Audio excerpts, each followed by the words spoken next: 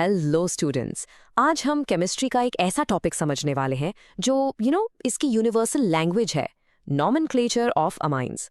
हाँ I know, सुनने में थोड़ा ड्राई लग सकता है, बट ट्रस्ट मी, इसके पीछे जो लॉजिक है ना, वो बहुत ही इंटरेस्टिंग है।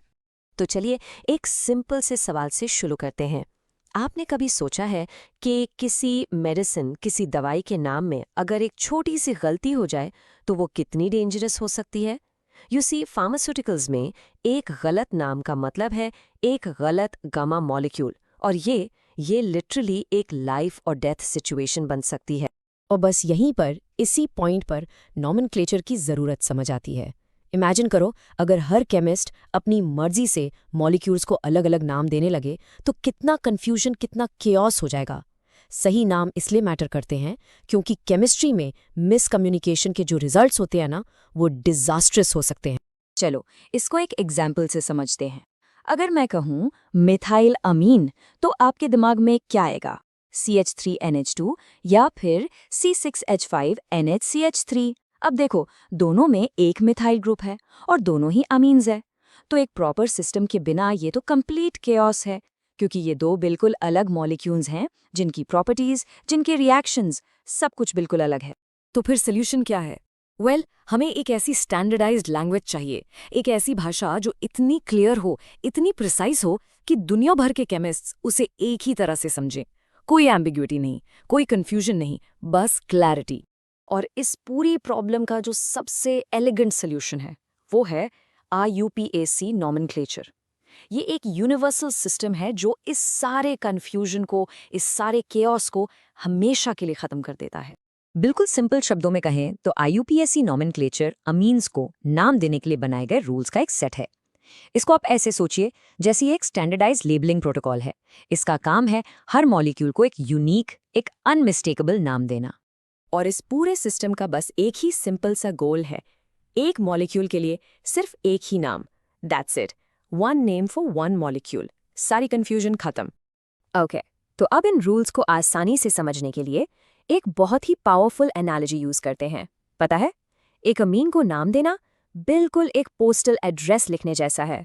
सीरियसली, ये एनालॉजी इस टॉपिक को आपके लिए बहुत ही आसान बना देगी। देखिए, जैसे एक एड्रेस के 3 मेन पार्ट्स होते हैं, राइट? तो स्टेप 1 है स्ट्रीट नेम, जो कि मॉलिक्यूल की सबसे लंबी कार्बन चेन है। स्टेप 2 है हाउस नंबर, जो बताता है कि उस स्ट्रीट पर नाइट्रोजन का घर कहाँ है। और हाँ, हमेशा याद रखिए, हाउस नंबर सबसे छोटा होना चाहिए। ये है लोएस्ट नंबर रूल। और स्टेप 3 है रेजिडेंस, यानी उस नाइट्रोजन घर में कौन कौन रहता है, जिसे हम N- प्रीफिक्स से बताते हैं। इस एड्रेस के अलावा हम इसे एक इंसान के नाम की तरह भी देख सकते हैं। मॉलिक्यूल की जो पेरेंट चेन है ना, वो उसका लास्ट नेम है, उसका फैमिली नेम, जैसे कि एथेनामाइन या एनालीन, ये उसकी मेन आइडेंटिटी है। और जो ग्रुप सीधे नाइट्रोजन एटम से जुड़े हैं, वो उस मॉलिक्यूल का फर्स्ट नेम बन जाते हैं। For example, N methyl. इसका मतलब मेथिल नाम का एक रेजिडेंट नाइट्रोजन के घर में रहता है। तो N-मेथिल एनालीन का सीधा सा मतलब हुआ एनालीन फैमिली का वो मेंबर जिसके नाइट्रोजन पर एक मेथिल ग्रुप लगा हुआ है। सिंपल है ना? चलिए अब इन रूल्स को ना एक्शन में देखते हैं। हम एक मेंटल मॉडल बनाएंगे ताकि आप इस पूरे प्रोसेस को अपने दिमाग में आसानी से विजुलाइज कर पाएं। रेडी? सबसे पहले अपने माइंड में एक स्ट्रीट इमेजिन कीजिए जिस पर घर के नंबर्स लिखे हैं, 1 2 3 एंड सो ऑन। ये स्ट्रीट और कुछ नहीं, ये है आपकी मेन कार्बन चेन, यानी कि द लॉन्गेस्ट कार्बन चेन। ठीक है, अब इस स्ट्रीट पर नाइट्रोजन का घर यानी अमीन ग्रुप प्लेस कीजिए। और रूल क्या था, याद है? घर का एड्रेस नंबर हमेशा सबसे छोटा होना चाहिए, इसलिए आप चेन की नंबरिंग उस साइड से शुरू करेंगे जहां से नाइट्रोजन एटम को लोएस्ट पॉसिबल नंबर मिले। और अब फाइनल स्टेप, अगर नाइट्रोजन के इस घर के अंदर कोई और रेजिडेंस हैं, मतलब नाइट्रोजन एटम पर कोई और एल्काइल ग्रुप्स लगे हुए हैं, तो उन्हें वहां प्लेस कीजिए और N से लेबल कर दीजिए, जैसे N-मिथाइल या N-एथाइल। एंड दैट्स इट, आपका पूरा स्ट्रक्चर अपने करेक्ट एड्रेस के साथ बिल्कुल तैयार है। अब चलिए उस शुरू वाले कंफ्यूजन पर वापस चलते हैं।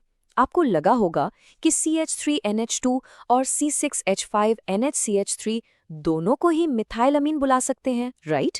बट एक्चुअली वो बिल्कुल अलग हैं। IUPAC सिस्टम से CH3NH2 का सही नाम है मिथानेमीन, और C6H5NHCH3 का सही नाम है N-मिथाइल एनिलीन। देखा आपने, ये एड्रेस सिस्टम कितना प्रिसाइज है। एक नाम मतलब सिर्फ एक ही स्ट्रक्चर, नो कंफ्यूजन। तो इस एक्सप्लेनर को रैप अप करने का टाइम आ गया है। चलिए जो सबसे ज़रूरी बातें हैं उन्हें एक बार फिर से रिवाइज कर लेते हैं।